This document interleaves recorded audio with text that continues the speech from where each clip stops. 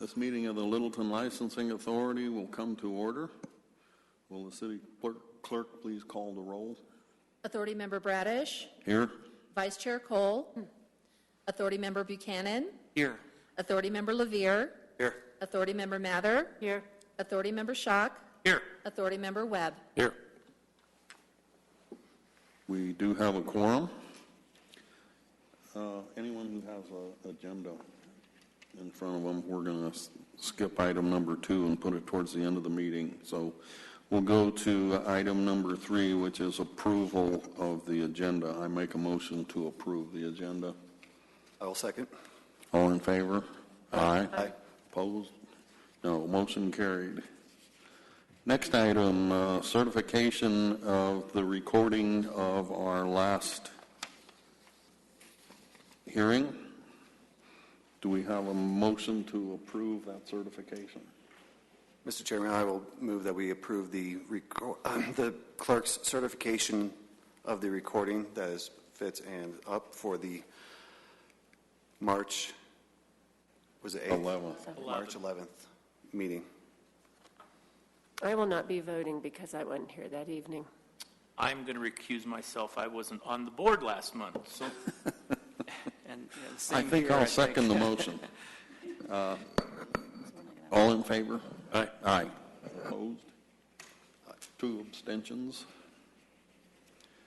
Next item of business is liquor license application hearing for a resolution to approve a liquor license application for Littleton Liquor Mart, LLC, doing business as Littleton Liquor Mart, 40 West Littleton Boulevard, units 201, 202, and 203.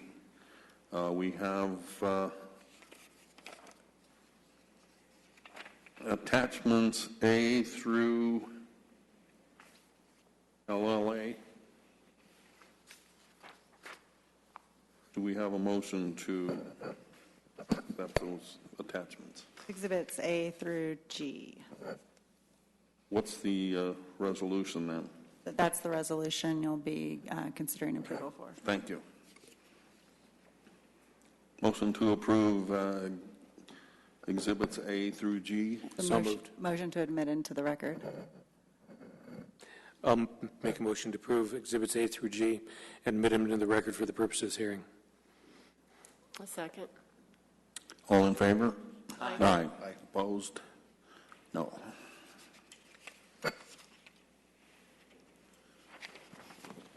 Do we have a sign-up sheet for people that want to testify?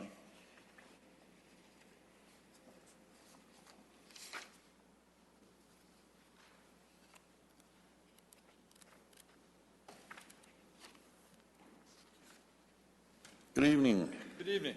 James Bimeford appearing on behalf of Littleton Liquor Mart. We're ready to proceed. The sign-up sheet is the principal of Littleton Liquor Mart and also the individual that's going to be helping manage the store. So Okay, thank you. Both on behalf of the applicant. And we'll let you get the list. Did you have, well, done with the exhibits? Fine. Okay.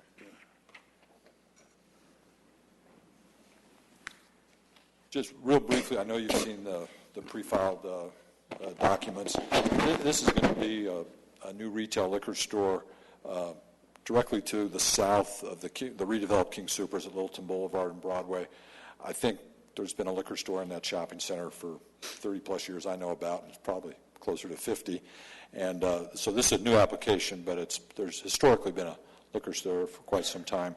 And we're going to start with Carol Johnson from Esquire Petitioning.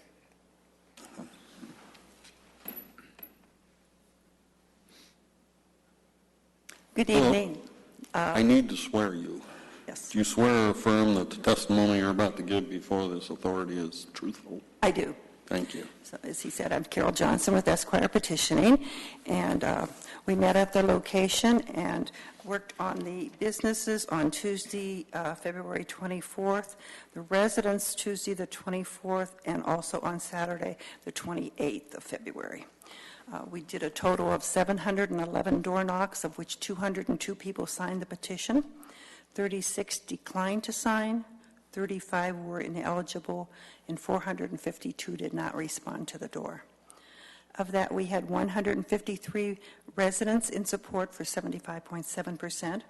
We had 30 business owners or managers in support for 14.9%, equaling 183 or 90.6%.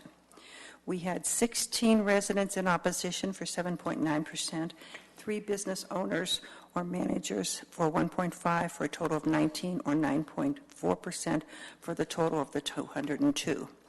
The reasons stated for signing in opposition, 10 were that they did not drink alcohol. 1 was concerned about traffic. 6 felt there were sufficient number of outlets, and 2 were either no reason stated or a non-applicable reason. So with the final needs and analysis, we had 183 in favor for 96.8 and 6 in opposition for 3.2%, equaling the 189 or 100%. And I will answer any questions you may have.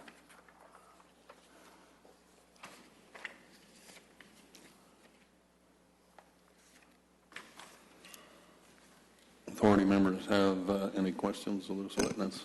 Were any of the businesses in opposition? There were 3, but I believe, I can tell you in just a minute, 2 of them were non-drinkers. Wait a minute, excuse me, I'm wrong page here. Yeah, that's correct. 2 of them were non-drinkers, and 1 was a non-applicable reason, so none of them felt there were too many in the neighborhood or any effects of that sort. Thank you. Welcome. Do you know if any of the business owners or managers were business owners or managers of a liquor store? No, I believe there's only 1. It's in the Defied neighborhood, and I don't believe there was an owner or manager at that store. Okay.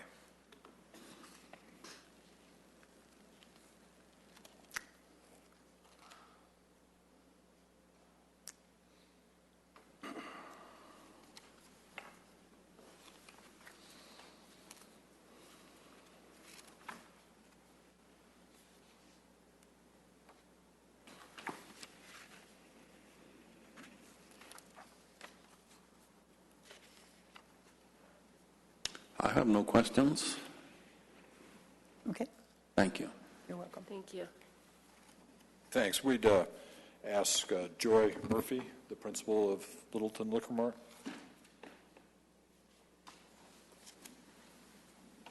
We'll squeeze in here. Good evening.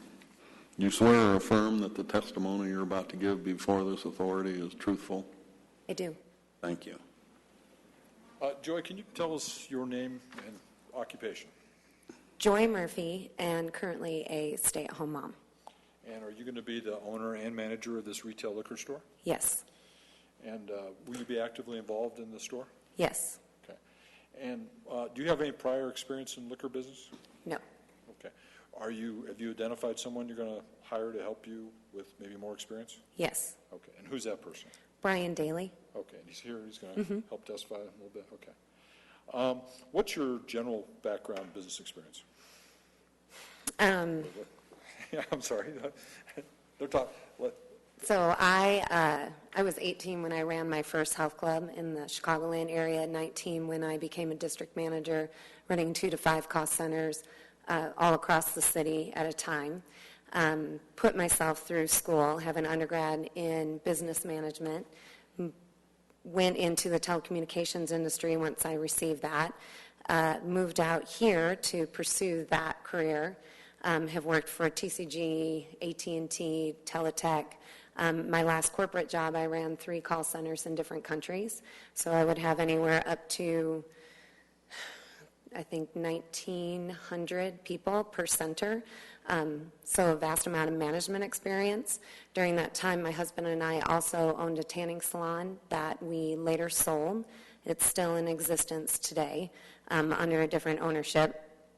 And for the past 3 years, as my kids have gotten a little bit older and moving along in school, we've been researching something that I could continue to do.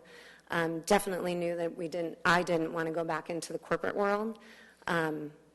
And the other things that we've done, we wanted to find something that I could do as a single unit and still be productive at. So that led you to find this location and apply for this liquor store? Mm-hmm. Okay. What kind of plan do you have for Littleton Liquor Mart? What kind of store are you planning, products and stuff like that? We really are looking to have a high-end wine shop, 3,600 square feet, kind of uncluttered, very clean, mix of products, 50% wine with 32% beers and microbrews, and the rest high-end spirits. And how many employees do you plan to have at that location? 6. Okay. Can you describe the shopping center and the demographics? What led you there? So we looked at that area knowing that the King Soopers was being redeveloped, and I think now it's the largest King Soopers, I think, in Colorado. With the redevelopment, we knew from past business experience from health clubs and our tanning salon that having a good anchor would definitely help us be more successful. So we didn't want to move forward in a location that didn't have that. There happened to be, I think, a liquor store there for over 30 years, and whenever they did the redevelopment, they chose not to continue with those people, which opened up the opportunity for us. So we have 3 spaces that are to the left of the King Soopers. So our door faces the parking lot with the back door for deliveries outside of the general parking area. And how many employees are you going to plan to have at that store? The 6. Okay. Including the manager? Mm-hmm. Okay. And what about training? What's your plan on training your employees, and what do you have scheduled? So Brian and I will make all the hiring decisions together. Once we have our staff identified, then we want to work with a tips training and have them come to our location to be able to train all of us at once. Brian's had the training, and then continue that process anytime that we have any new employees that come on board. So you'll continue with tips training for new employees? Yes. Okay. And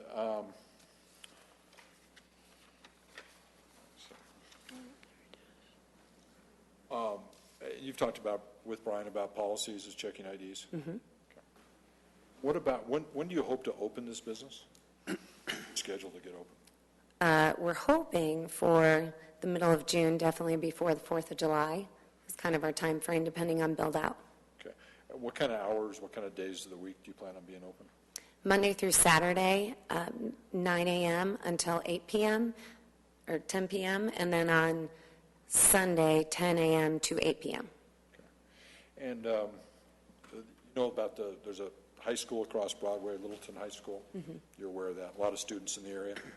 What kind of security measures will you have at this store? Security cameras? So as far as security cameras, we plan to have 6 to 8, depending on how the build-out goes. The back door will be locked at all times and then monitored with any deliveries. As far as checking IDs, anybody that's under 40 or anybody that looks under 40 or that pays with a credit card, we'll make sure that we look at those IDs and not sell anything to anyone that's under 21. You said the back door. So will all your deliveries be done in the back door? Yes. Okay. And that'll be locked unless someone's doing a delivery? Yes. Okay. I would open up to the liquor board with any questions. I missed one thing that I'd like you to explain. I didn't hear you right when you talked about carding everyone below a certain age. You made a comment about paying with a credit card. You card everybody that pays with a credit card, or Yes, who to doesn't? check for fraud as well. Okay. Thank you. Will you have any technology in the store for checking IDs? Any, look for fake IDs, anything like that? Well, we're still looking at different point of sale, equipment that is used. I know in Brian's past experience that he's had the opportunity to have machines that highlight the exact date, so anybody that's lower than that particular date. And then I'm hoping that we'll get the rest of that information from the tips training. Have you had that training yet yourself? I have not done that yet. Have you ever served alcohol in a prior job? No. Ms. Murphy, can you tell us something about the employees you're hiring, their average age and their experience?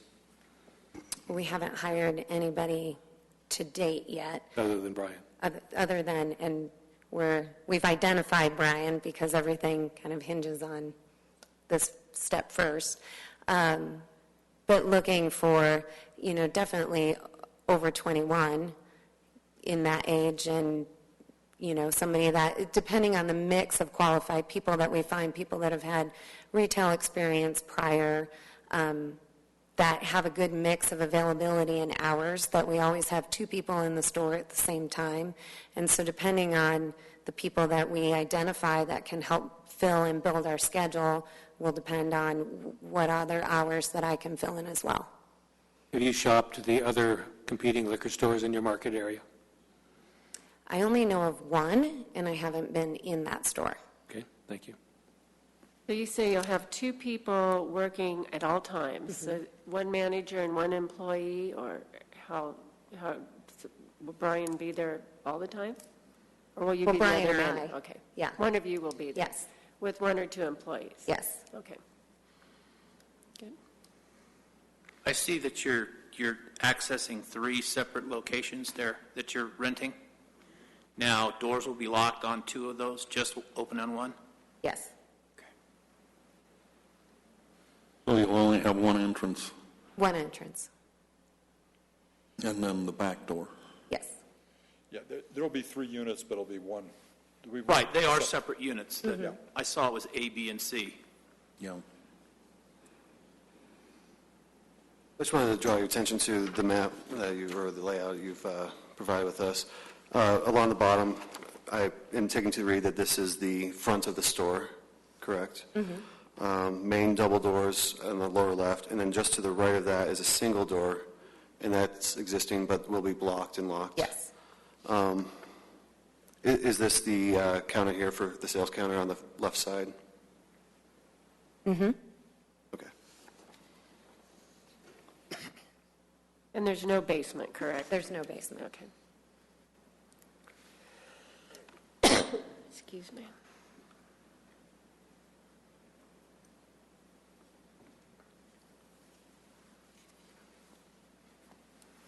I have no further questions. I have no questions either. Everything looked pretty thorough that you provided to us. And like your attorney mentioned, there is a high school in the area as well as elementary schools, so you'll be cognizant of that. Yes. Okay. I would suggest, in addition to emphasizing the age of your customers, you train your people and you train yourself to be able to ascertain whether somebody's already had too much to drink, because that will happen. And that's every bit as much of a violation as it is to serve an underage person. And I find that in most liquor stores, there's more problems with over-serving intoxicated persons than there is with serving underage persons. So that's my friendly word of advice to you when you train your people. Learn to look for those signs. Other than that, I have no further questions. We have a couple from Brian, just introduce himself and some of his experience. That's fine. Thank you very much.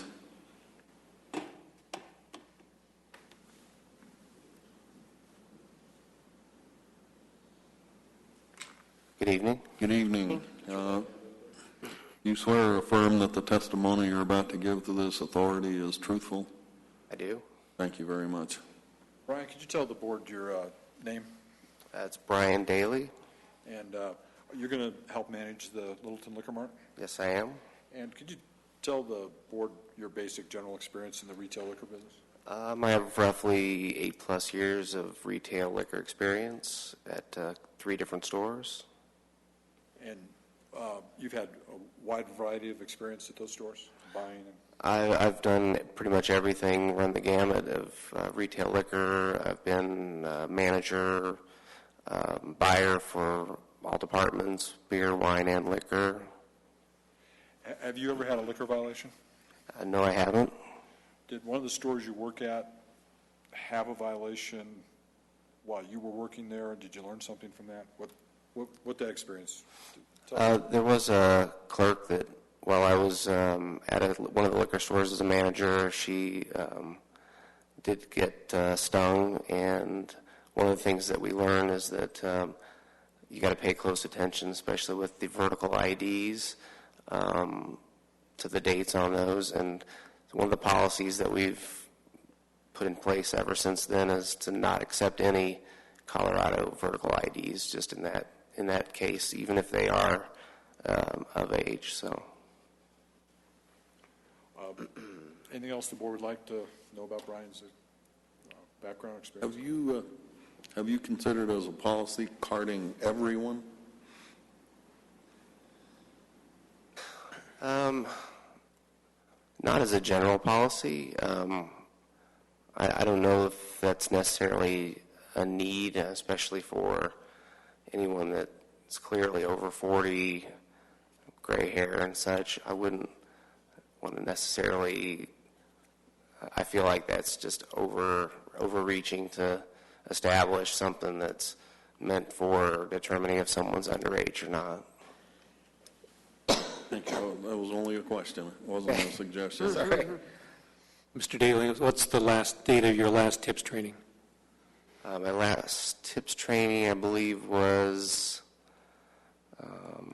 probably February of 2014. Okay. So Is your experience working liquor stores all in Colorado? it is all in Colorado, yes. Have you ever turned somebody down that came into a liquor store? I've turned several people down for sales, yes. Why? Either they were visibly intoxicated or they didn't produce proper documentation that proved that they were of age. In any of your roles, have you ever appeared before this authority? Could you repeat that question? In any of your roles as a liquor store employee, have you ever appeared before this authority? No, I have not. Where was the store that had the violation? It was Lowry Liquors in Denver. Was there a penalty assessed? Yes, there was. It was a suspension. And then also, if I could add, the employee was subsequently terminated for that infraction. And you'll be helping with the hiring, is that correct? Yes, I will. The hiring and the training.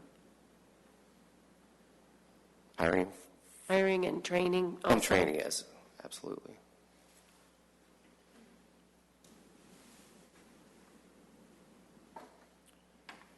I guess you're finished. Thank you very much. I don't have any further Thank you. questions. Thank you. We'd have nothing further.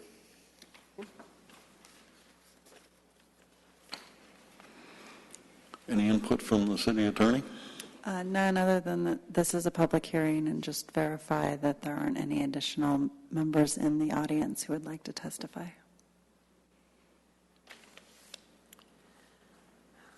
Discussion among the authority members.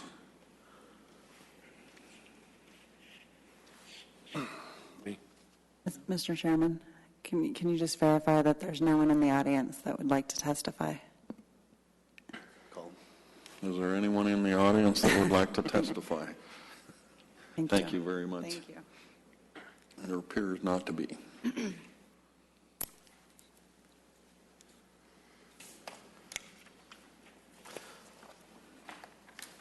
I think I like what I see, and I'd like to go ahead and make a motion. I'd like to make a motion to close the public hearing and that a resolution of the Littleton Licensing Authority be approved, which grants Littleton Liquor Mart LLC, doing business as Littleton Liquor Mart, 40 West Littleton Boulevard, Units 201, 202, and 203, in Littleton, Colorado, a retail liquor store liquor license contingent upon approval by the Colorado Liquor Enforcement Division and based upon the following findings of fact. 1, that notice of the hearing was properly posted and published. 2, that the applicant has possession of the premises and the premises are suitable for the requested license. 3, that the needs of the neighborhood are not now being met. 4, that it is the desire of the adult inhabitants of the neighborhood that the license be issued. 5, that existing similar liquor licenses in the designated neighborhood are not adequate. And 6, that the applicant is a person of good moral character, record, and reputation. I will second the motion. Any discussion from the authority? Will the city clerk please poll the authority? Authority Chair Bradish. Yes. Authority Member Buchanan. Yes. Authority Member Levere. Yes. Authority Member Mather. Yes. Authority Member Webb. Yes. Congratulations, the motion's carried. Good luck to you in your business, and we hope not to see you here in the future. Thanks for your time. Thank you. Thank you, sir. Okay. Mr. Chairman, before we move to the next item on the agenda, I'd like to excuse myself and recuse myself as my brother-in-law is employed by the next applicant. You can stay up here, or you can go sit down there. Whichever you I'll watch from the audience. Great, thank you. Appreciate your candor.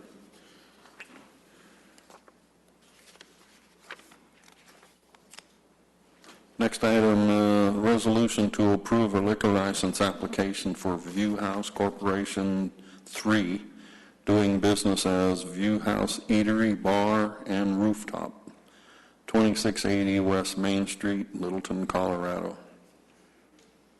Exhibits A through G are included in our packages. We will entertain a motion to include those So moved. in the hearing. Second. All in favor? Aye. Aye. Opposed? No. Motion carried.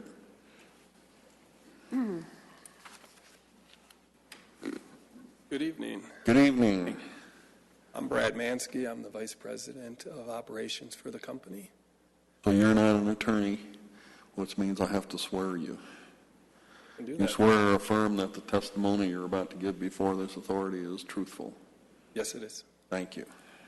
I'd like to start with having Carol come back up and do the petition. I've seen her before. Good evening again, Carol Johnson for Esquire Petitioning Services. Is your voice going to hold out this evening? Pardon? Is your voice going to hold out this evening, as much talking as you have yeah. to do? I'll survive. We did the petitions. The businesses were done on March 4th, and the residents were done on Sunday, March 1st, and Saturday, March 7th. The petitioners met at the location and reviewed the type of application and all the necessary things that we discuss. We did a total of 585 door knocks, of which 195 people signed the petition. 31 declined to sign, 21 were ineligible, and 361 did not respond to the door. Of that, we had 149 residents in support for 76.5%.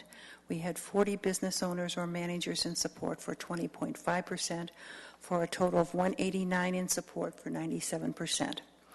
In opposition, we had 6 residents for 3% and 0 business owners or managers for 0%, totaling the 195 for 100%. Reasons stated for opposition: 2 did not drink alcohol, 2 felt there were sufficient number of outlets, and 2 gave no reason or an unapplicable reason, for the total of 6. So with the final needs and desires analysis, we had 189 in support for 99% and 2 in opposition for 1%, for 191 or 100%. And once again, I will answer any questions you may have. In the section for the businesses, how many of those were in opposition? None. I approached 52 businesses, of which there were 40 business owners or managers available to sign, and they all signed in favor. Oh, I see them here, okay.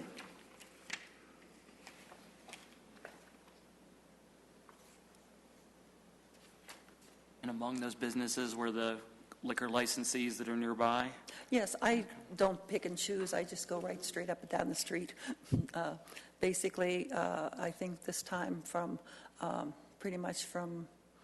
I see the Melting Pot and Murray's. From the Melting Pot, clear east to almost to the bridge, and then a few over on Alamo as well, and up Prince Street. Try to stay as close as possible because they have the most affected. Mostly asking you to get it on the record, so I figured you did. Any other questions? I don't have any questions about the petition. Looks pretty straightforward. I do not. Thank you. Thank you. Thank you very much. I'd like to introduce Francois Safadine. He's our principal owner of the company. And Chris Safransky works at our office and helps us complete the paperwork and so forth. Let me give you a little bit of history about myself. I've lived here in Colorado for over 20 years, and I've been in the restaurant business for 30 years. I've operated multiple restaurants and bars, from sports bars to fine dining to catering facilities here in Colorado and throughout the country. Back in the 90s, I owned 2 restaurants personally in the city of Parker, at which time I owned the liquor licenses as well. A little history about our concept. View House, will be our 3rd location. Our first location is in downtown Denver, right by Coors Field on 20th and Market. And we opened our 2nd location in end of August last year, in Centennial, right off of Arapahoe and I-25. Our concept is a sports bar and restaurant facility that offers fresh, organic, made-from-scratch, chef-driven foods. We bring in as much product locally as possible from all of our meats, our all-local company, our proteins. All of our produce comes from local during the seasons that are available. And then as well in the spirits, we try to keep the spirits within Colorado, the local microbeers and the local distilleries as well.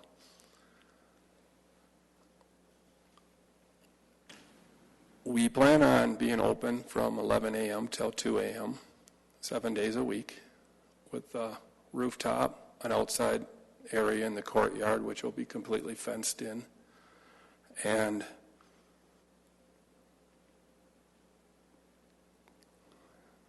offer a wide variety of the fresh foods and the dinner experience. And then we have the opportunity to be outside in a grass area where you could play cornhole and some of the local backyard picnic games that you would play at a local picnic, all within Like you have facility. in the Centennial restaurant. There's a little courtyard with grass and Little grass area, a couple of couch areas. We have real nice fountains to sit around, and people love to be outdoors in Colorado. View House is famous for the views, but it's also the design features within our restaurants. So our design features are built and designed so you can view throughout the whole facility. If you're in one room, you see the next room. And if you're on the rooftop, you have the wonderful front range. And the rooftop will be able to overlook that grass area as well. will you have live entertainment? At this present time, we don't plan on having like bands or anything. Okay. But there's always that possibility that we would apply for a separate permit or anything that we would need to accommodate that. The facility, the downstairs facility, will be approximately 4,700 square feet. In the first room, there is 2 buildings there. That second building is a storage area. We don't plan on expanding at this time in that area. That's where the walk-in coolers and the, like Pepsi equipment and all that kind of stuff would be. And then the rooftop is approximately 2,039 square feet. The occupancy with the seating is approximately 450 with the entire seating at rooftop, downstairs, and the outside. As far as our alcohol training, we are very committed to the community and the safety of our guests. We have 2 managers at each one of our locations that are TIPS certified to train. So we put our managers through the training so they can actually train on a daily or monthly basis and certify all of our servers, bartenders, and barbacks. So all of our people within the first 30 days go through their certification. They take the tests, and then they get their cards back. We have very strict guidelines on IDing people. We have a policy in place that everyone has to sign that talks about how to ID. We teach them about fake IDs. And we cart everyone. We don't just cart people that look young. I'm 49 years old. I get carted every time. It's our policy. It's our policy at every location, and we don't want to overserve, and we don't want to do that. We want to serve food and have a good time with people, and everyone be safe. We also work with the Denver Police Department downtown and the Arapahoe Police Department. In fact, we just had our monthly meeting with them to work on new ways and have them come in and continue the ongoing training and requirements with them. In our Centennial location, when our restaurant is not open and it's in the late evening hours, we hire the Arapahoe Sheriff's Department to be on site at our front doors just to help to identify anybody coming in from other establishments that may be under the influence, or helping train and develop and just be a present, because we want everyone to be safe, happy, and to come back many times. You intend to do the same thing in downtown Littleton? Yes, sir. Have you talked to the city police department about hiring off-duty officers? I have not directly talked with the Littleton Police Department as of yet, and as soon as we get further into the construction process, we will do that. Mr. Hensley, what's the projected opening date? Currently, we submitted the plans and so forth through the city for approval. We plan on starting construction in early July with a March 2016 opening date. You stated there's 450 seats inside the restaurant? Correct. So divided by 2, if a patron comes with someone else, that's 250 cars in the downtown area. What do you intend to do for parking? We're going to work with the city and CDOT and to help acquire additional parking off-site so we can hire a valet service as well. Have you secured parking for your employees? That is in the plans, and we have not done that yet. Does any of the area that you'll be leasing include parking, dedicated parking to your business? Yes, that is the direction that Francois Saffanine is working on now, to work with CDOT and additional areas to acquire additional parking and leasing. What type of patrons are you looking for? Is there a specific age group or demographic that you're looking for? You know, the local residents is really the demographics from the 28 to and up age group. They have more disposable income. They come for the dining experience, the service, so the full service experience. So you wouldn't call it a family restaurant? Oh, absolutely, families. Family friendly? Absolutely. We have an incredible kids menu. We have an incredible brunch menu on the weekends. And we love kids. Centennial is full of kids. Sunday mornings are my favorite. So in terms of dining, you'd be open for lunch and dinner? Correct. No breakfast on the weekends or anything? Saturday and Sundays we'll be open at 10 a.m. I apologize for misspeaking. For the brunch hours, yes. How many employees do you plan to have in this one? 100 to 125. In this one restaurant? In this one location, yes. That includes the back of the house, front of the house.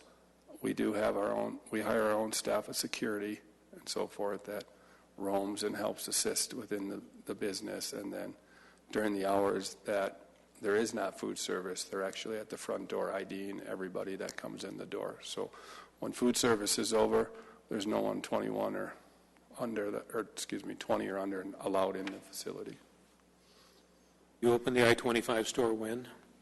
We opened on August 29th of last year. Right, and since August 29th of last year, what's been the law enforcement experience at that store? How many times has the Arapahoe Sheriff visited on a daily, weekly basis?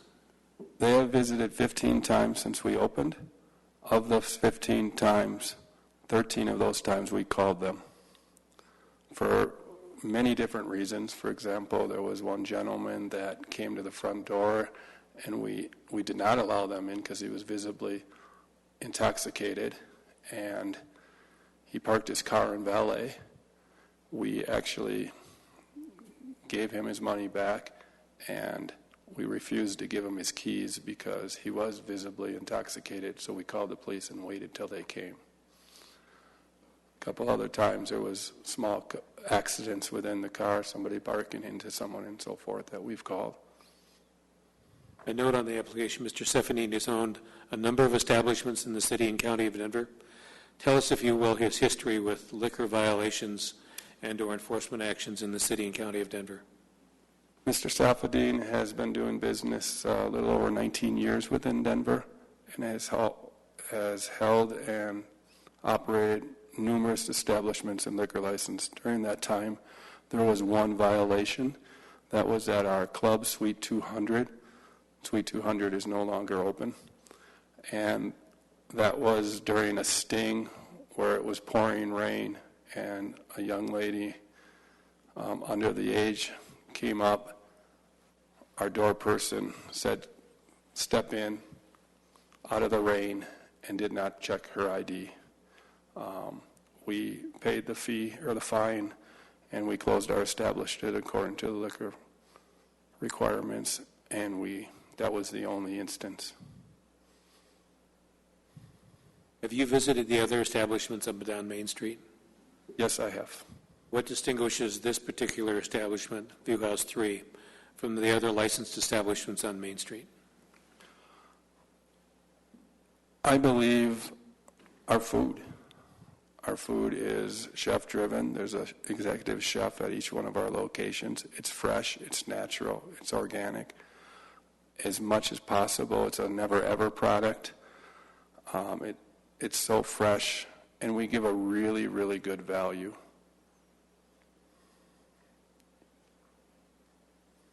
You said you're going to be open till 2 a.m.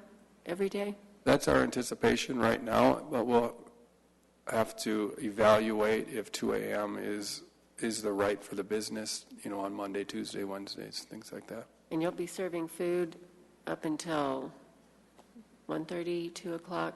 Right now, we plan on serving it till late night. We do not have a time frame currently, but it will be at least till 11 p.m. Do you have any promotional events like ladies' night or that type of thing?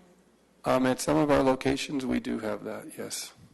Planning on that for Littleton? At this one, we're going to really focus on the sporting end of things. Our facilities are amazing with our TVs and the sporting. Believe it or not, every seat at our facilities, you can see 3 TVs and watch 3 games at the same time without having to turn your neck or so forth. And that's a really big focus for us. And then, people having a good time playing the backyard games and the picnic games. Planning to have happy hours? We have a happy hour, but it's a little bit different than most happy hours. We don't believe in the 2-for-1s and the just discounting things. We offer really good value. So we offer a really nice glass of wine that you would pay $11 or $12 somewhere for $5 or $6, $5 to $7, excuse me. And we offer, our craft beers from the local markets at a $5 versus, $3. We never do a 2-for-1 at our facilities. I think that's a good idea. We just want value and to give really, really good food, so we work really hard on our negotiating of contracts with our local purveyors, and we go back and forth and we market them very successfully. We use Frontier Meats and Aspen Ridge and a lot of these local companies, and they give us great pricing because we give a lot back to them. And that way we are allowed. Our beef is prime grade beef. I would put my beef against the Shanahans and everywhere else at a much lower price. I don't intend for this to be an unfair question, but have you talked to the other merchants adjacent to your proposed establishment, the spice shop, the jewelry store, the dance store, to assess their feelings about the impact of having a 450-seat restaurant on that same block? I have not personally spoken with them, no. Has anyone from your corporation? I cannot speak directly if they spoke with those individual locations, but we've been up and down and into the different restaurants and facilities over the last year, talking with different people and managers, and we feel very welcome here. At the time you secured the lease on this property, did you make it clear to the lease owner that you intended to build a restaurant of that size there? We own the property. You own the property? Yes. Okay. I'm not sure that was clear in our records. Oh, I'm sorry. I have a question about the outside area. How large is it going to be? It's approximately 1,500 square feet. And on what side of the building will it be? It's behind. Behind, so on the south side of the building? Yes, sir. So is there an alley back there? Is that Correct. It'd be facing the alley. It'll be completely fenced in very nicely. Yeah, so, I mean, you'll be controlling ingress and egress from that. There'll be no entrance into from the back. The only entrance will be from the front. There will be the fire and emergency exits, which will have the alarm systems and so forth.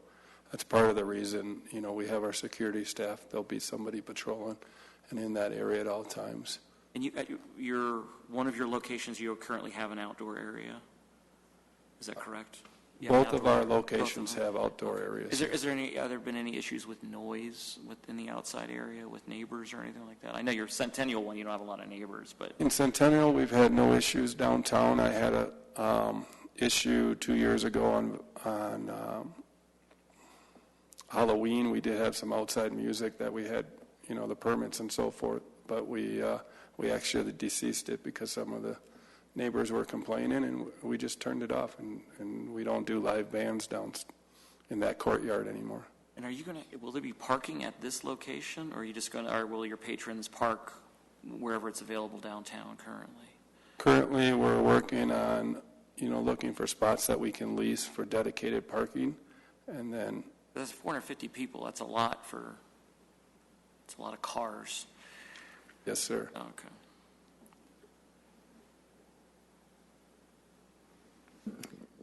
Excuse me, Mr. Chairman. Mr. Chairman?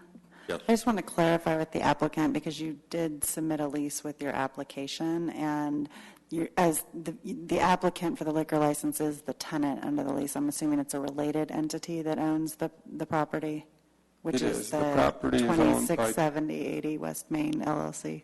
Yes, the property is owned by 2680 West LLC, which Francois Safadine is the 100% owner of, and then the View House 3 Corporation will be the liquor license that leases it from the principal. And what's your position with the company again? I'm the vice president of operations for the company. You won't be managing the View House. Currently, I oversee all the locations, yes. When it opens, will you be there as a manager? We'll have a full management team. Currently, the manager on record for the license is Brian Franklin, who is in training right now within our company. Was he new to your company? No, he's been with us. We're training him for the next level. On your outside area there, did that take away from parking that was there before? Yes, sir.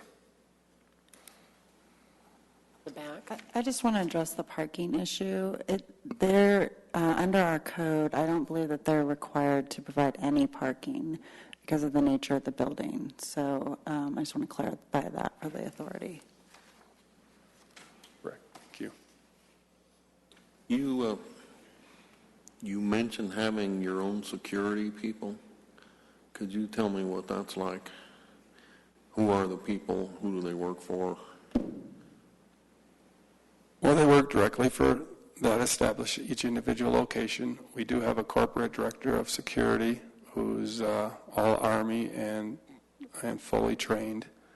He goes around from facility to facility training a head security person, and then we have a security staff under the head person at each one of our locations. So depending on the needs of each, individual location is how many that would be on staff. Do you anticipate any problems in this location with fighting or rowdiness compared to, say, the Centennial location? More or less here? I don't anticipate any troubles, and I would anticipate less. Our security staff and our bartenders are very well trained in alcohol awareness and identifying using, the green light, yellow light, red light from training. We teach that, talk about it on a daily basis. And our security staff isn't a security staff designed to break up fights and things like that. Our security staff is designed to be safe, to keep everybody safe. So they're walking through, helping identify their extra eyes within our facilities. And then, late night, when the restaurant does close, they go through and help sweep the restaurant and make sure there is nobody under the age of 21 still within the facility. Once we serve food service, or done with food service, nobody's allowed within the facility. Can you tell me what your staffing's going to look like on a daily basis? Manager, how many wait staff, how many security? What do you see that looking like? Well, on a daily basis, it will change. Obviously, Friday, Saturday, and Sunday, Thursday, Friday, Saturday, and Sunday, the staff levels will be quite a bit higher. From a service standpoint, our servers have 3 to 4 tables, so they don't. Each room will have a good variety, and there's, depending on the time of day, there's going to be 4 to 5 bartenders. Again, they have a certain many seats that they do within the facility. So those are our staffing levels. Management-wise, with this facility, I believe it'll be 7 to 9 managers. So there'll always be 2 to 3 there on site, a general manager, an AGM manager, and down forth. In Centennial, we have 10 managers. Downtown, I have 8 managers on site at all times. We also have a director of operations, which is solely responsible for the View House locations. So he doesn't have like a whole region. He just has 2 to 3 locations, so he's constantly on site as well. And then on top of that, we have our kitchen people, executive chefs, sous chefs, and so forth. So those are all in a management role. So anywhere between 7 to 12 people will be on that team. And 2 to 3 managers on site at all times? Yes. Obviously, a manager's going to come in at 8 o'clock in the morning before you're open, and the next one will come in at 10 o'clock and so forth. So I don't want to speak that there'll always be 2 there. If we're not open, there won't be. And you have a bar upstairs and downstairs? Yes. 2 bars. 2 bars. There's 2 bars, and there'll be a small service bar for the outside. Outside. Okay.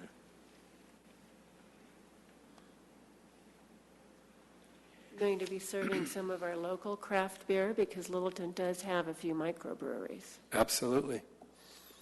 Absolutely. We built the concept on 5 pillars, and those pillars are very important to us and go into every single decision we make. So the first one is view, which is more than just the view from the rooftop. It's every aspect within the facility, from the pulleys that are holding up the artwork that's hanging on the walls, to the ropes and the design features, to the display of everything. We have a fun energy, so we want a very fun staff. Fun being outside, fun being the games, fun being the sporting events. Inclusive, so we want to be very inclusive and very cost and value oriented. Superior goes into every aspect that we do. The superior quality, the superior employees. We take it all very, very seriously on that. So it's all of our pillars and our mission. We started, Francois came up with a very interesting statement about 3 or 4 years ago when we were talking about moving into a sports bar scene, and he said, there's a lot of sports bars out there, and everyone has, you go there, you're going to see a good sporting event, and they all have a beer, but none of them have really great food. So we built the whole concept around having really great food while you can watch sporting events. And then we took it to the next level and said, well, people want to watch multiple games, so let's make sure they can seat 3 in every seat. So all of these aspects are very, very important to us. Your meal's going to be a la carte or combinations or what? For instance, a steak dinner. A steak dinner would come with soup or salad and a choice of 2 sides. So they're all inclusive. And that would be priced approximately? Between $24 and $32. Okay. Sir, looking at the floor plan, both at the first and the second floor, the area to the east, which is undefined in our map, is that the kitchen as well as storage and cooler and that kind of thing?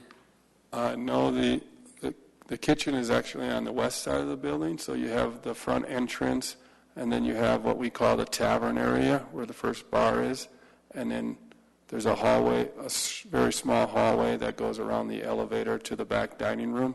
Directly across from the dining room is the kitchen. Okay.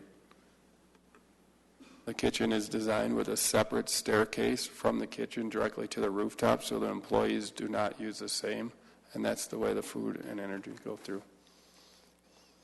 Define for us again, if you will, the space to the east of the seating area. That area is approximately 4,000 square feet. There's going to be the walk-in cooler, the Pepsi equipment and condensers, and then additional storage for, extra chairs or tables, the cornholes, things like that.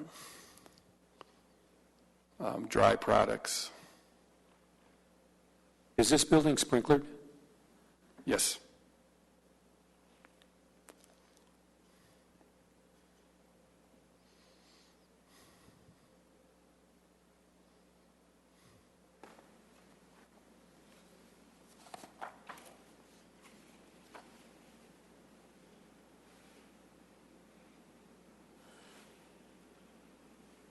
I don't have any further questions for you unless there's something you'd like to add.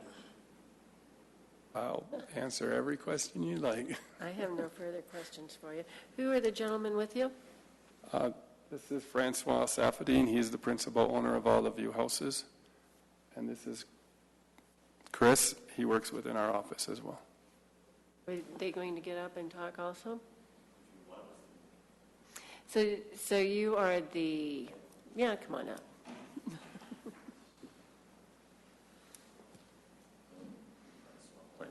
Hello. We have to swear you also. You swear or affirm that the testimony you're about to give before this authority is truthful. Yes, I do. State your name again, please. Francois Safadine. Welcome.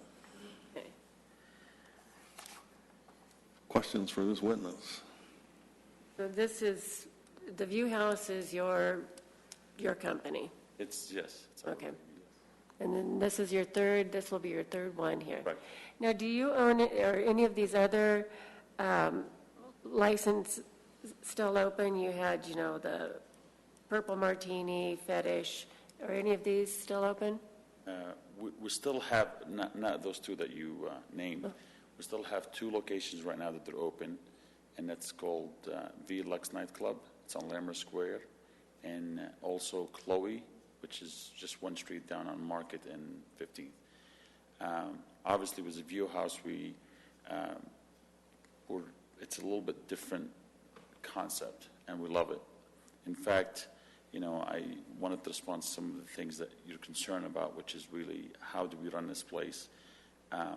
As we move into Centennial, I'd like you to know that the sheer numbers of people that would service up there, what was that number? Open?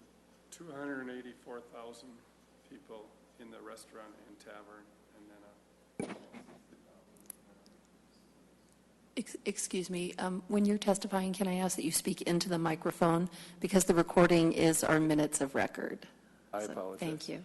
We served 284,000 people in the tavern and our dining room in the 7 months we were open, and about 60,000 in our banquet facilities. So the sheer numbers of the amount of people that we service, the amount of phone calls that we actually called the police department is really, I feel like it's not a lot. And that's the discussion that we had with the police department, is that one of the reasons why we call ourselves is because that's our policy in the company. We find these issues when they happen is because we have management that is trained. We have security that is roaming in the space. For example, when that guy shows up in the car and he's drunk, and I was there actually that night, and I am the one who went out there and talked to him because he was really upset, and he refused to get a cab. I actually offered the guy a cab. I said, let me get you a cab. We'll leave your car here. It's safe and sound. It's not going to go anywhere. And then you can come back and pick it up tomorrow, and I'll pay for the taxi myself. And even though he was not our customer, so he refused to do that. So finally we called the police department, and then they came in, took him into detox. But the point I'm making is the reason why that call is on our record is because we're responsible and we watch for these things and we call. A lot of bars and restaurants, they don't have the infrastructure that we have, so they're never going to make that phone call. That guy is going to sneak in, drink, sneak out, and nobody's going to notice what's going on. So that was the conversation that I had with the police department. We do have the infrastructure to do that. However, one of the things that I want to establish is our establishment we're a little bit different than the tavern. And I want to mention the name tavern is because I know you're probably a little concerned about, we have the View House downtown, which basically our alcohol comparing to the food is 80% to 20% food, which is pretty much, we still do about $40,000 worth of food sales a week, which is a lot for any restaurant. But comparing to our total sales, we do a lot more liquor. However, in DTC, we're about 50-50. And that's because we do a lot more dinner, there's a lot more families, and there's a lot more lunch business, happy hour business, dinner business than downtown. Do we still do the drinking late? Yes, we do. And that's on Fridays and Saturdays. In fact, that's what the people like about us, is that we do offer these different type of entertainment, from in terms of having lunch, brunch, buffet, to happy hour, to the late business. So as we're going out to these, one of the pillars that when he was explaining about the pillars, there was the fifth pillar that he was going to mention, and then he went into another subject, is locally rooted. And what it means is, one of the things that I feel concepts fail in a lot of different places when they move into the suburbs or they move into different locations, they have lack of understanding of what the neighborhood is in need. So they go in and they take the same concept and they just put the same exact thing in every single location. Well, if you have a place like in Littleton, for example, or DTC, where there's a lot more kids that roam, the green area, or they need a better menu or whatever it is, people are not making an adjustment. And that's one thing that we do really well. I have been in Littleton. I did my investigation before I bought in this building. In fact, we looked at another location where the Champs used to be. Aspen Grove. Yeah, we looked at that, like really to do a deal there. And there's plenty of parking over there. And the reason why we went against it is because we felt that the personality of what we do is more fitting in downtown. And we feel that even though we don't have the parking yet, we will be able to make some kind of deals with some of the neighbors that don't use that parking after 5 o'clock to maybe rent it from them and use it as for valet to accommodate our customers. But also, we feel that due to the fact that it has a similar infrastructure like downtown, where it is a downtown, that you're going to have a lot of people just park far and then walk, and they go from one place to another. And that's what we're hoping to create here in Littleton, is the energy. What we taking our concept, even though downtown is 2080, not because we want to make it 2080, it's because that's just the way that street is. When you're right next to Coors Field and you're on a street that turns into a nightclub street at night, and you're in a neighborhood, the ballpark neighborhood, where only kids live there, you have to adjust your concept to that. But when we went down, so really, if you want to look more about what our concept is more what DTC is about. And what are we going to do? 50-50 in sales. We have, if you look at the floor plan of our location, we have put it in separate rooms and separate sections. So we have the front room, the back dining room, the back grass area, and then the upstairs. And the reason why we do that is because we're going to accommodate people as they come. So if on a Monday, if we only have 30 or 40 people, we'll just have the downstairs open in the tavern. If we get busy, we need a dining area, we expand into the dining room. And then on Thursday, Friday, Saturday, when it's really busy, you just open up the whole space. So that's how we control things. I want you to know that between my experience and Brad's experience, we've been in the business for so many years, and we've seen it all. Do we know that people get drunk? Yes. Do we know people try to get in and buy the girl that they're dating, that she's 18, a drink? Yes, we've seen all the tricks in the book. So what we do is we have a lot of layers of training, and nothing is going to be perfect. But I'll tell you one thing. We've been doing it for a while. We know how to have only one door for entrance. We know how the doors in the back, they have to be, you have to be unable to open up from outside, because, you put a gate that has holes in it, and then even though it doesn't open, you can put your hand in there and open it. So we know how to solve these issues by having steel plates on those back doors in grass area to make sure that people can't do that. High enough that people can't jump. A lot of these different things, we've been doing it for so long. We have, even though it's a restaurant, so we don't card people at 10 o'clock, until 10 o'clock. So during the dinner hours, we don't card people. But on Friday and Saturday, 10 o'clock comes around, we're going to have a doorman stands at the door, and he's going to be watching not only to card people, but also to make sure that people are not intoxicated, that they're trying to get in. That's how we caught that guy last time. So, and then when they get in, then the employees check their IDs. And then on top of that, there's security people that they're roaming and then checking on people if they are intoxicated, and then we take care of it. We're not going to throw people on the street if they're drunk. We're going to call the police department and have them take them to detox. Because if you throw them on the street, what is going to happen? They're going to go into a fight with somebody, or they're going to go drive their car and either kill themselves or kill somebody else. So all these different things, we've been through it, and we understand it, and we're going to do the best job possible to make sure that we do our business successfully, but we take into consideration public safety. That's really important for us, because we understand in order for us to expand and grow, we have to work with the cities that we move into, and we have to understand the culture. Because, Denver culture is different than the Arapahoe County Sheriff culture. They just operate differently.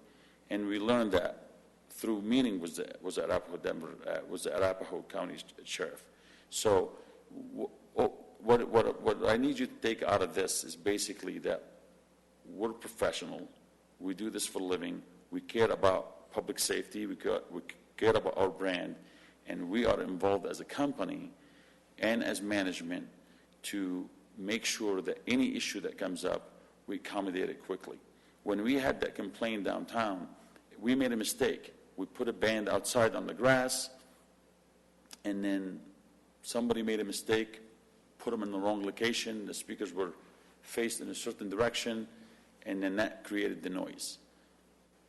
They called, we stopped the music that week, that day, then we talked about it the following week in a meeting, and I said, you know what, we're not generating that much income out of this anyway, let's just not worry about it. But when we design our sound system, we make sure that these speakers, they're directed in a certain way where our clients will listen to the music, but not the neighbor next door. How do you do that? You do that because we've been doing it for so long, and you hear people complain, and then you solve these issues. So that's the things that you're going to get from us as a company, is that we're going to go in, we're going to meet with the city, we're going to meet with the neighbors, we're going to meet with whoever has issues to make sure that we all live together comfortably, and we can provide not only good product to the customers, but in a fashion where the public safety is up high on our radar, and make sure that the neighbors could work with us as well. I believe the neighbors that they're close to us, they're very excited, because one of the things that we do very well, we do a lot of marketing. So we will do business, and we will bring traffic into downtown Littleton. I think that's why the city's excited about us coming, just like Centennial. We're excited, and, you know, they did not realize how well we're going to do up there. We're probably, you know, one of the top performers, not only in Centennial, probably in the state. You know, and that's not the only thing that we should concern about, is also about how could we keep things safe. And that's where we come, Brad and I. We care about our business, and we will be available to solve any issues that might arise out of our operation, if that makes sense. And I'm sure we all appreciate that, because we want our, you know, our community to be successful and have good venues and great food and good restaurants and variety, but we also want it to be a safe community too. So thank you for that. I got to tell you, if you go up to DTC and visit our location up there, it's amazing the type of customers we get. We get all, and that's the funny part. You asked the question, what do our security people do, like during the day? They host us. They basically, we use them to seat people on Saturdays and Sundays. They basically, they come during the day, and they're in the courtyard making sure that kids are not running around without their parents. We have rules that if, you know, you're going to have your little 7-year-olds running around, you should be with a parent. But those are the things that we learned how that the security people in the Centennial have to be doing other things, because we really don't have the issues that we have downtown, because it's not in that type of environment. And, you know, we're learning about our business because we're growing, and we love our model in DTC, because we feel that that's really what our product is about. Mr. Stephanie, you brought up the fact that you're more an urban restaurateur. All your operations, with the exception of I-25, have been downtown. So this doesn't have anything to do with the applicability of your liquor license, but just out of business curiosity, why Littleton? Some would say that downtown Littleton is already well served. Why do you think, I'm sorry, the question is, like, why did we pick downtown Littleton? That's correct. In my opinion, this is my professional opinion, is that what we have to offer to the city, I feel, and what is not to service the 1 mile surrounding of downtown Littleton. I think that probably, in my opinion, that is serviced.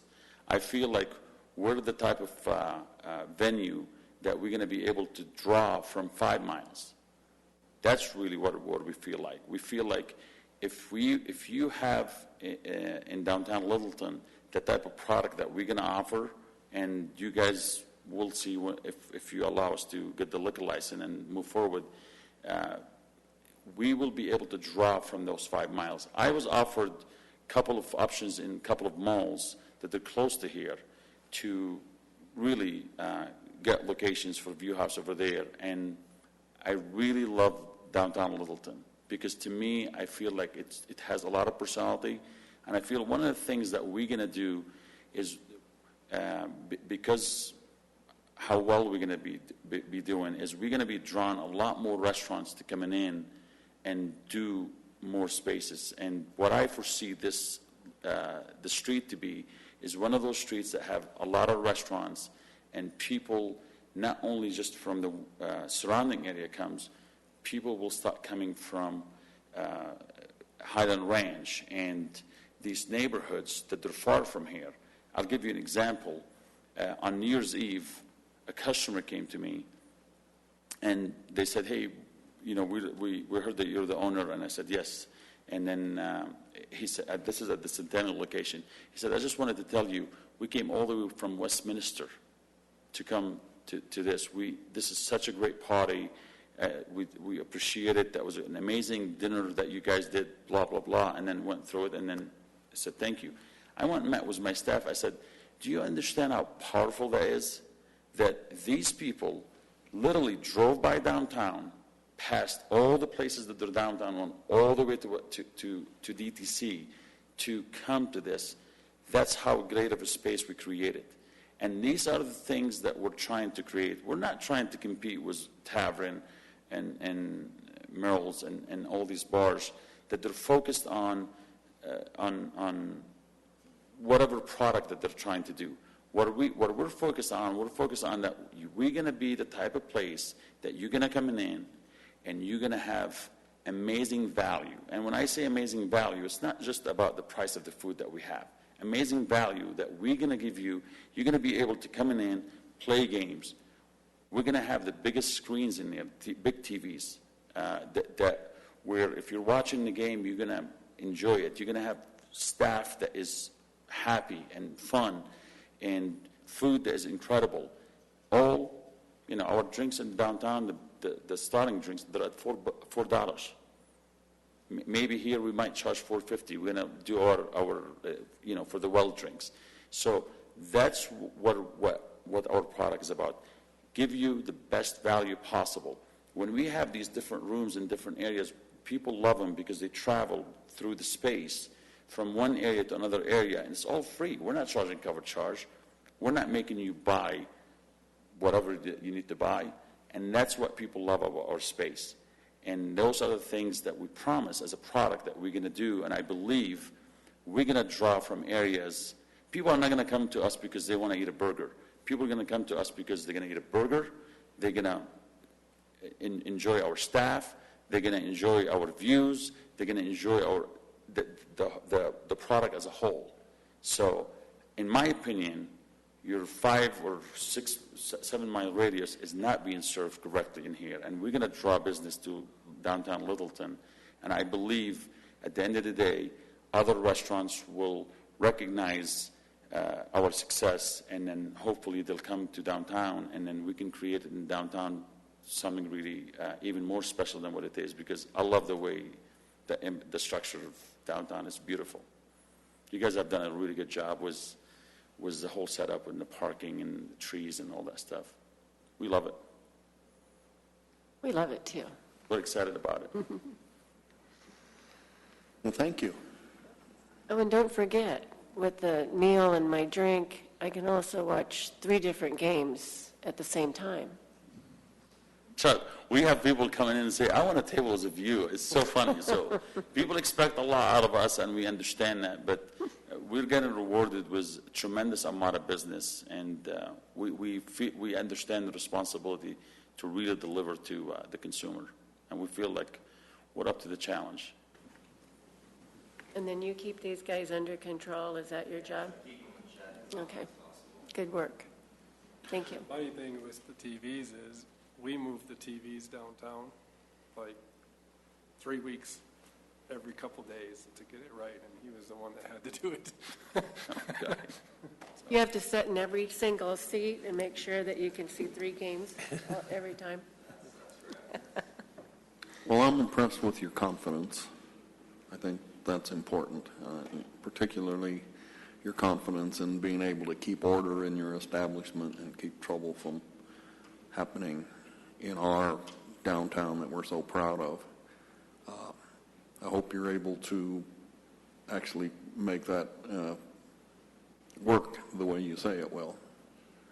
And anyone else have any questions before I was a little impressed. A lot of these bars, they try and take that drunk guy and push him out the back door.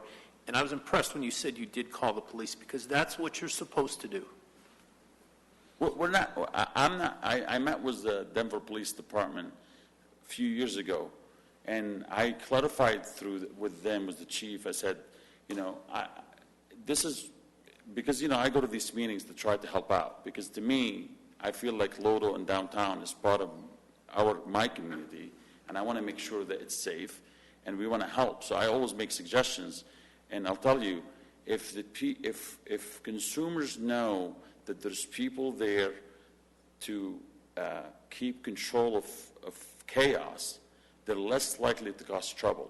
So to me, I told the police department is I don't think we should let people slip. A lot of these cops, they don't like to write tickets because they don't want to waste the time on it.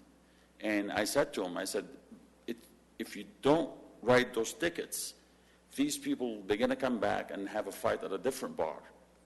They might not come back to my place, but they're going to fight at a different bar. So we need to make sure that you have that in order. So for me, I'm not worried about these things at Centennial and Littleton, because we really don't do that much bar business compared to what we do downtown.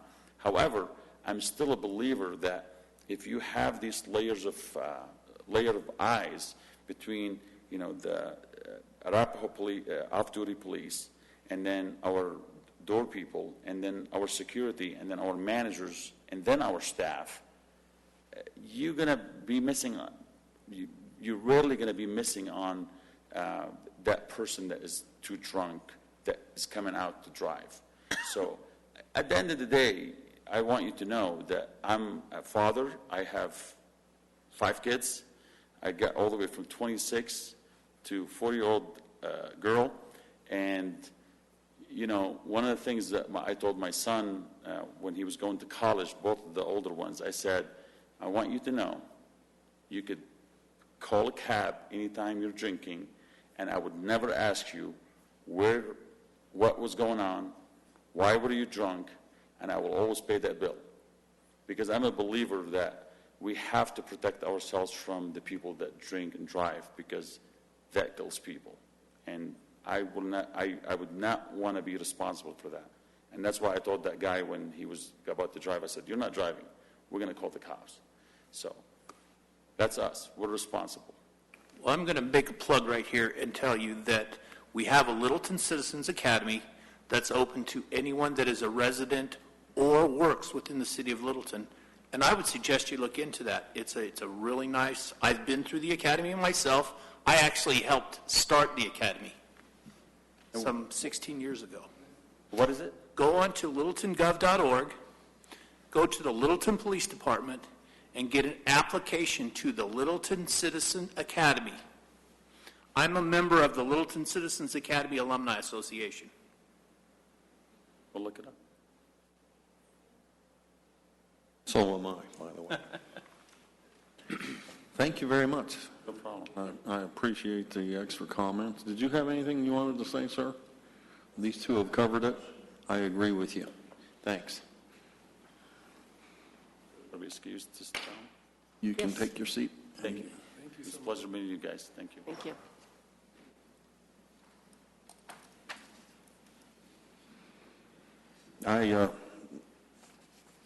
I see no reason to, For public. we have to ask if there's anyone from the public that wants to speak again, and there are none here, so they probably don't. Thank you very much for reminding me. Any discussion? I have no. You ready for a Further motion, Mr. questions? Chairman? I'm ready for a motion. Mr. Chairman, I'll propose a motion to close the public hearing, and that a resolution of the Littleton Licensing Authority be approved, which grants Viewhouse Corporation 3, DBA Viewhouse Eatery, Bar, and Rooftop, 2680 West Main Street, Littleton, Colorado, a hotel and restaurant liquor license contingent upon approval by the Colorado Liquor Enforcement Division and based upon the following findings of fact. 1, that the notice of the hearing was properly posted and published. 2, that the applicant has possession of the premises and the premises are suitable for the requested license. 3, that the needs of the neighborhood are not now being met. 4, that it is the desire of the adult inhabitants of the neighborhood that the license be issued. 5, that existing similar liquor licenses in the designated neighborhood are not adequate. And 6, that the applicant and registered manager is a person of good moral character, record, and reputation. I second the motion. Any discussion? City Clerk, would you poll the authority, please? Authority Chair Bradish? Yes. Authority Member Buchanan? Yes. Authority Member Mather? Yes. Authority Member Schock? Yes. Authority Member Webb? Yes. Motion is carried. Congratulations. Congratulations. I have a feeling we're never going to see you guys in here again. As do we. Thank you very much. We Good luck. appreciate your presentation. March 2016. Time for St. Patrick's Day. Hey. Thank you. Thank you. Thank you.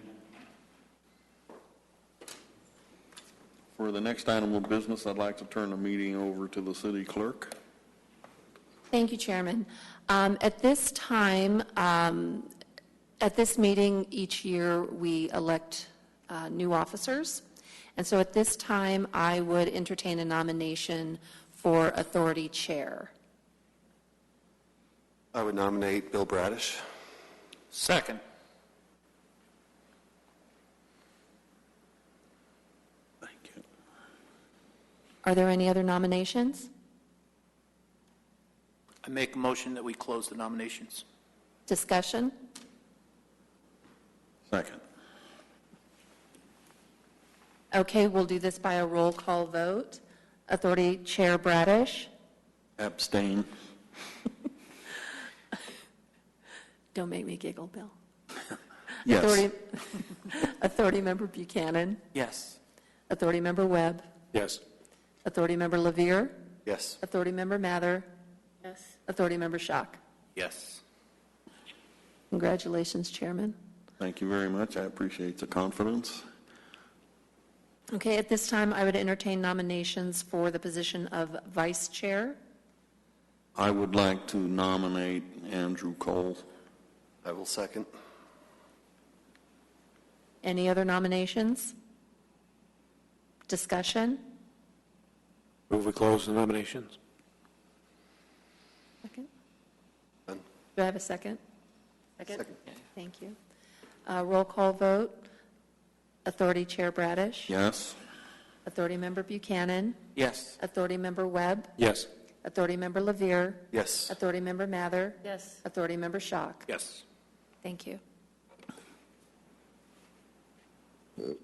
So I had two items that I wanted to talk to the authority about. I just wanted a chance to sort of debrief with you after our last show cause hearing, which was a huge undertaking, and I want to thank you for getting through that. But I know a couple of you had expressed some concerns as we were going through the process, primarily because of the involvement of the attorneys and it being a highly technical and legal proceeding.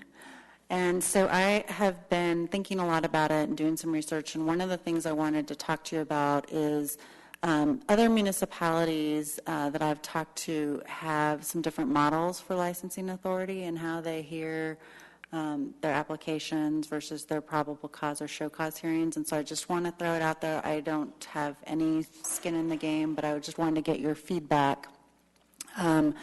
Other municipalities have different models where they might have their municipal judge hear their show cause hearings, or a hearing officer, someone who has legal training that can address some of the legal arguments that are being made. One model that I really liked was Telluride. Their licensing authority, which actually also happens to be their council, still handles all the application hearings. So, for example, what you did tonight, It seems like you guys are very comfortable in that role and do a great job of walking through with the applicants what the requirements are and things that they should think about in bringing on a new license. But then they do have their show cause hearings that are heard by a separately appointed hearing officer who is trained more in the legal procedure and might be more comfortable in that role.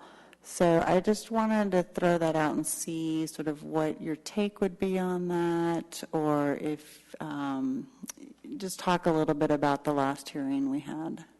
Appointed by whom? It'd be appointed by council. Council, and that's... Yes, so it'd be, so the way they appoint you, then they would appoint, I mean, we'd obviously have to revise the code, which we do have some code revisions we need to do to our liquor code that Colleen and I are working on. But so that the council, I mean, the way I'm envisioning it is the council appoints the authority members, but then also appoints a hearing officer, and the code specifies what goes to the hearing officer and what stays with the authority. I haven't sat through the whole thing. I don't like the idea of someone else. I like the board having that. I think it's great that we see that, we understand that, we get to participate in that. One of the things I thought might help would have been, since we didn't have the experience, to have more guidance on what things might be raised in terms of what kind of objections and maybe some of the ideas behind it. But maybe as a standard procedure, I know we started off with voting on whether we liked the objections or not, and then we got smarter and we delegated that to the chair, and I think that should be a permanent function of the chair. Yeah. Okay, good suggestion. And then the chair should be versed in those types of arguments, have a separate handbook where the chair can be prepared for that eventuality. But I wasn't here. I wasn't a member of the board at that point, and I haven't had a chance to watch the video of that. Give you a little background. I've served on the Englewood Liquor Licensing Authority for 8 years before I came here, so I've participated in show cause hearings before. And I hear you talking about objections that were raised. Sounds like counsel, the person that was pulled in front of you for the show cause hearing had hired an attorney, and the attorney was raising objections. Is that what I'm hearing? The attorney was... Number of objections.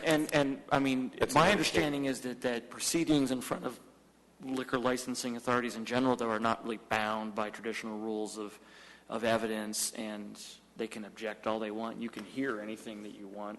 Am I correct in that? That's correct, and that's pretty much the way we proceeded.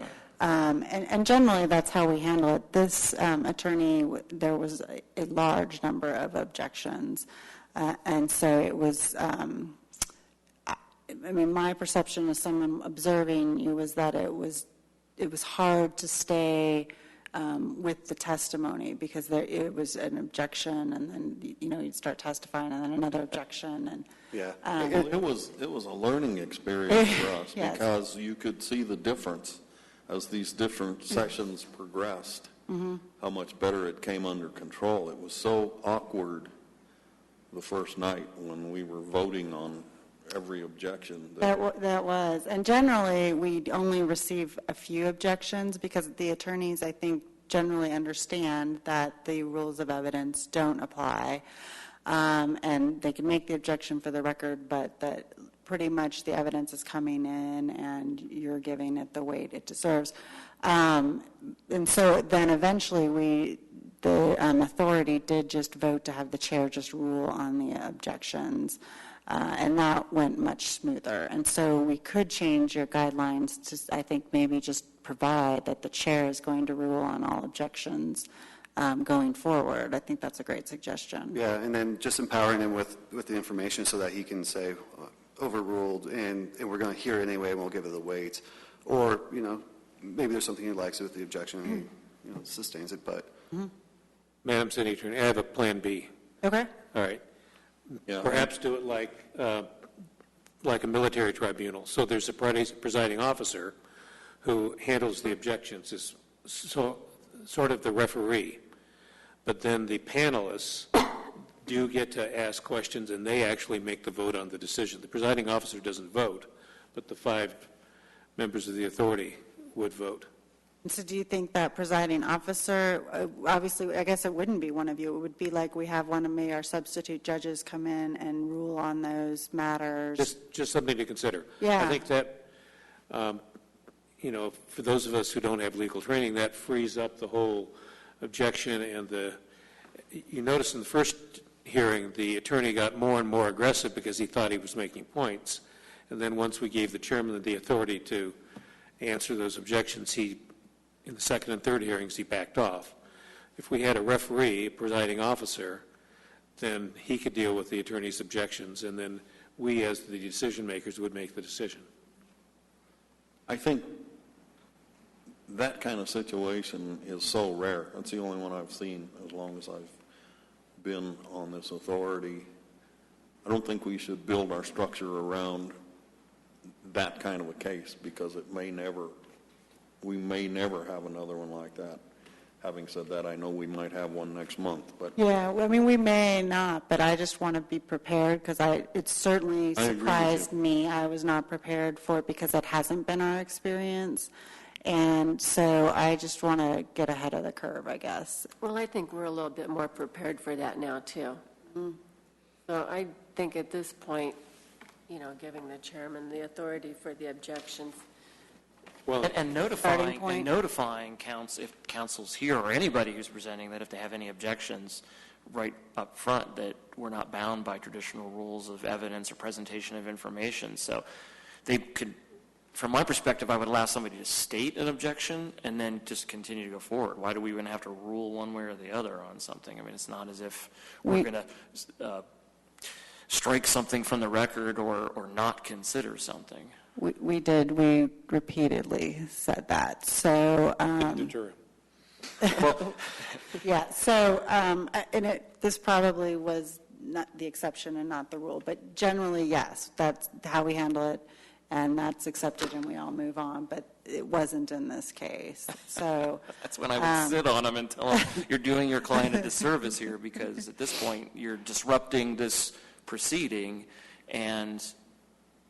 Anyway, I'll leave it at that. I don't want to interject too much. I'm not an expert on this, but glad I wasn't here for that one then, I guess. Well, being that we are a quasi-judicial committee here, I think Bill should just step up and tell them that, we're not lawyers here, and you might be hurting yourself with the authority here. And I think you said that too, actually. Yeah. That your continuation just might hurt you with the authority. We are not lawyers, but we will make the decision. Yeah. Yeah, I think you were pretty clear about that. I agree with that. So. That might be something we would discuss with City Council at the upcoming study session that we're going to have in May. We do, and I thought we could, but it sounds like, but if there's not support among the authority, if you don't think that that's valuable, then I don't think that we should. I would not support it. Then I don't think we should bring it forward to council, and we can just handle it here with your guidelines and rules of procedure. I'm not in favor of it. Okay. Is there anything that you want to talk to council about at your meeting that I can let the city manager know? I've given quite a bit of thought ever since Colleen told us to come up with some ideas, and I'm not able to come up with anything that I have a problem with at this point. Just for the record, I have received emails from several members with some topics. So that's good. Remind us again of the new date. May 12th. Thank you. Okay. Is it at 6:30? Thank you. May 12th to Tuesday? Yes. Correct. Yep. Ever since we changed the date, I hadn't marked the new one. You just took the old date off? Yeah. Probably. Is that it, Kristen? Did you have another?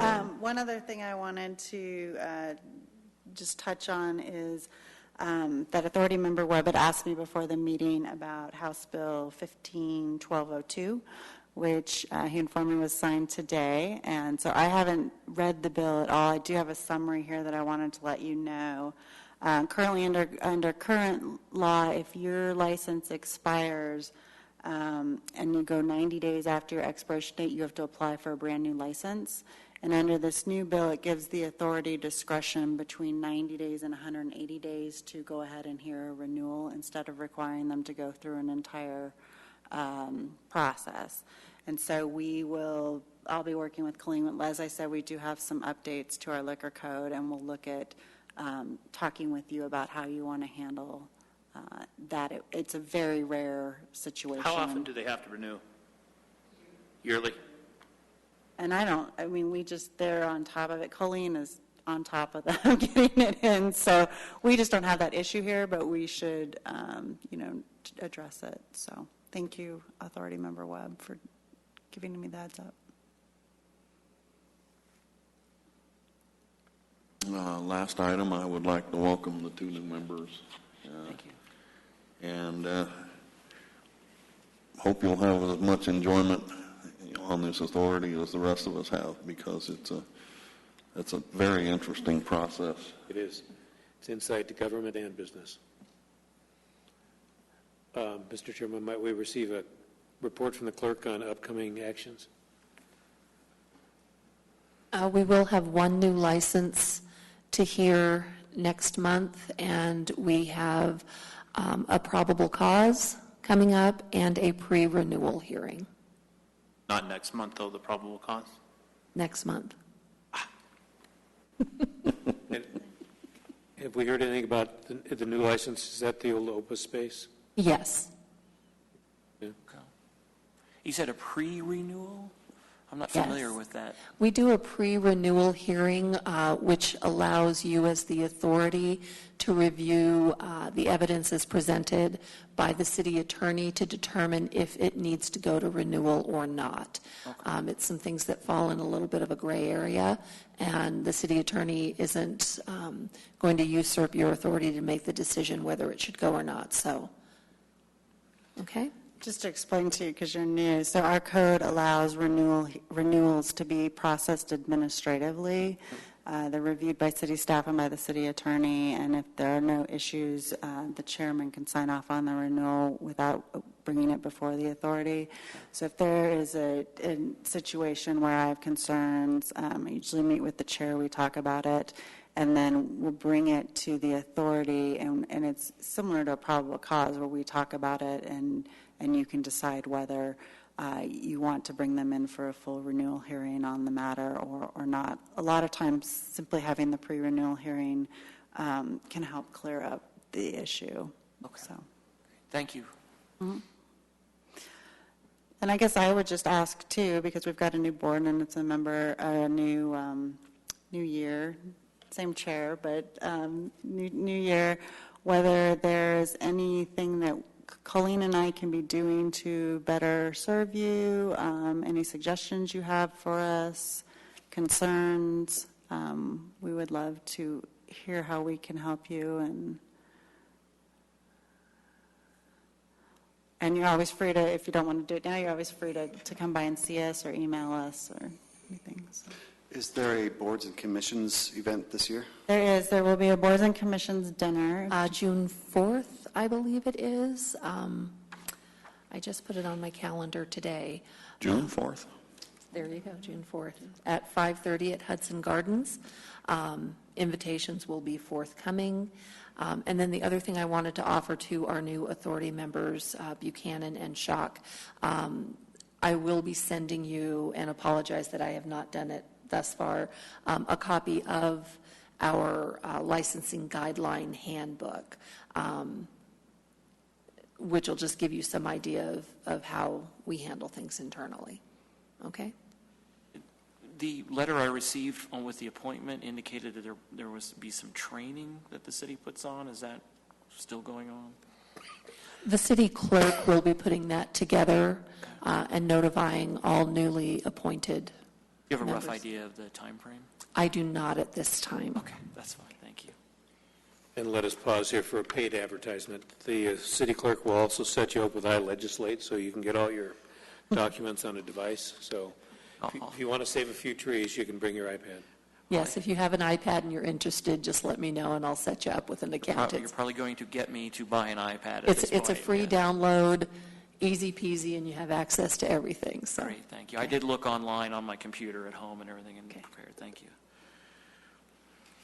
Well, I think you do a wonderful job of supporting us, so thank you. Thank you. I would totally agree with that. Your everything was put together great. It was very easy to follow through, and I've been doing this for a while, and everything was great, so thank you. Having said all of that, I would propose that we adjourn for the evening. So moved. Declare this meeting adjourned. Thank you all very much.